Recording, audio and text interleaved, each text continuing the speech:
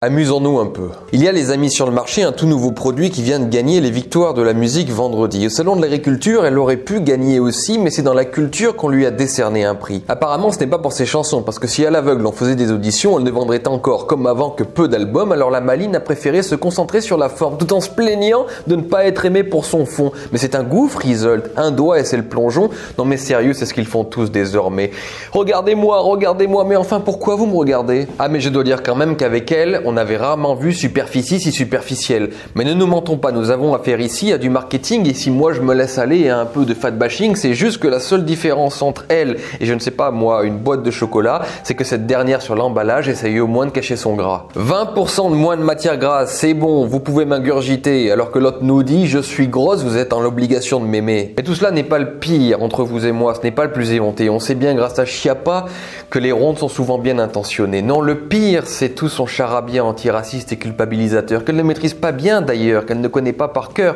Sur l'échelle de Rokhaya, elle est au level de Thuram. Elle est de bonne foi certes, mais on sent quand même qu'elle rame. Mais c'est pas grave, en la matière, on peut dire n'importe quoi. Dans le victimaire, quoi qu'on dise, de toute façon, on a le droit. Plus on bafouille des ouin-ouin, plus les médias trouvent ça divin, et évidemment, tous les manichéens, en pleurant, trouvent ça trop bien. Mais Isolde, tu fais ta victime, mais connais-tu ta biographie? Ta famille était pleine de thunes et c'est toi-même qui le dis. Dans une interview, tu nous racontes en te vantant avec culot que petite, tes parents t'amenaient à l'école en Merco.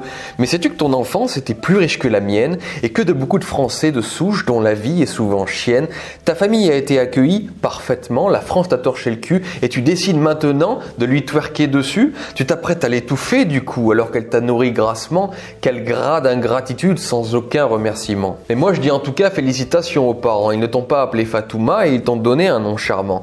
Isolde, c'est magnifique. Mais pas sûr que celle-là trouve son Tristan tellement tout son discours malheureusement est attristant. Isolde, ma chérie, est dans notre mythologie une belle blonde qui s'occupait un peu de magie. Alors je ne sais pas franchement si la comparaison te réussit, mais bravo honnêtement, comme prénom c'est très joli. Je dois dire même à Zemmour que c'est beaucoup mieux que Corinne, et du coup ça me replonge dans l'histoire de cette héroïne. Elle était mariée au roi Marc l'Irlandais, qu'elle trompa avec son amant, un peu comme toi finalement cocufiant la dignité. Tu passes à la télé, tu y reçois les honneurs, et c'est pour t'y vautrer, pour parler de tes malheurs et pour pouvoir en plus sans complexe donner du frère et sœur à tous tes frères de race en mode on n'a plus peur. Et là tu as tous les gens devant qui t'applaudissent, qui sont contents, alors que si l'un d'entre eux osait dire ça à un autre blanc, c'est pas le système ni les médias qui le célébreraient, mais le procès de Nuremberg que direct on ouvrirait. Alors Isolde, franchement, arrête de te mentir à toi-même, tu ne réussis pas malgré ta couleur et ta couenne, mais bien parce que tu es un produit que l'époque aime. Je suis navré, mais tu n'es qu'Oncle Ben's équivalent baleine. Allez, sans rancune ma Isolde, faisons la paix.